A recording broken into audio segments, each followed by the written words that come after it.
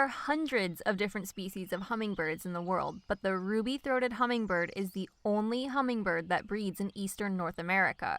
It's still possible to sight other species of hummingbirds in that area of the world, though they're far less common. You're more likely to see Chester trying to be a hummingbird. Ruby-throated hummingbirds are incredibly small, weighing only 1/10 of an ounce. That's like 1/10 of a slice of bread. In other words, you would need 10 hummingbirds to balance out a scale with a single slice of bread on the other end. Yeah, okay, you're right. They are hollow-boned birds, which makes weighing next to nothing fairly easy, but still, 10 hummingbirds equals 1 bread. They're around 3 inches from beak to tail, and their wingspan is around 4 inches. They beat their wings just over 50 times a second, and that's what makes them hum. They can fly as fast as 63 miles per hour during a dive, but typically hover around 30 miles per hour. Ruby-throated hummingbirds, like other hummingbirds, are extremely acrobatic in the air. They can fly in any direction, including backwards and even upside down, and can stop on a dime. When they stop, they really do hover in the air, kind of like a helicopter. It's probably pretty useful that they can fly so fast because they're actually migratory, some traveling distances from Canada to Costa Rica. During their migration, many ruby-throated hummingbirds will cross the Gulf of Mexico in a single 18 to 24-hour flight.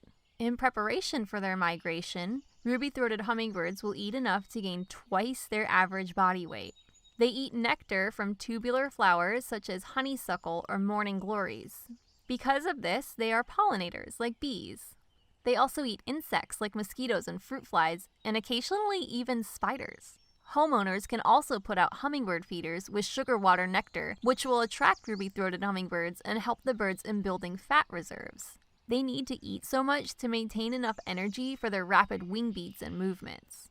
When it comes to mating, the males will perform dances when a female enters their territory. After they mate, the male will move on, leaving the female to raise the young on her own. She will build a nest roughly the size of a walnut about 10 to 20 feet off the ground. She will lay a clutch of 1 to 3 tiny white eggs and spend up to 80% of her time for the next 2 weeks incubating them. After they hatch, she will continue to feed them for the next 3 weeks until they're ready to fledge or leave the nest.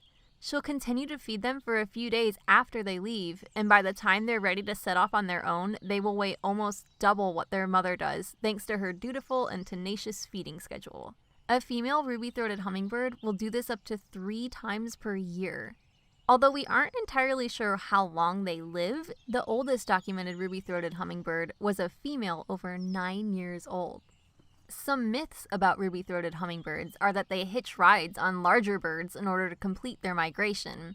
The myth originated from a hunter who shot a goose and saw a hummingbird fly from the feathers when he went to claim it. But that's not true. It's like I said before, they fly their entire migration all on their own. Another myth about hummingbirds in general is that they don't have feet. Again, this is untrue, as they do have very, very tiny feet. It just so happens that these feet are rather useless to the bird for any means of mobility. They can only really perch using their feet and can barely manage a stumbling walk. So, of course, this dispels the myth that hummingbirds never land. They do land to perch and usually do so to survey their territory. Also, for anyone who thinks they've seen a baby hummingbird flitting about, they may have seen what's called a hummingbird moth. I guess we better look into that one on another day.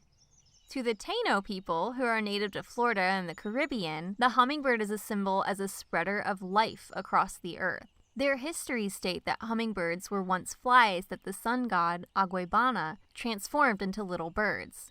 Taino warriors are called hummingbirds because the hummingbird is peaceful, but it fiercely protects its homeland.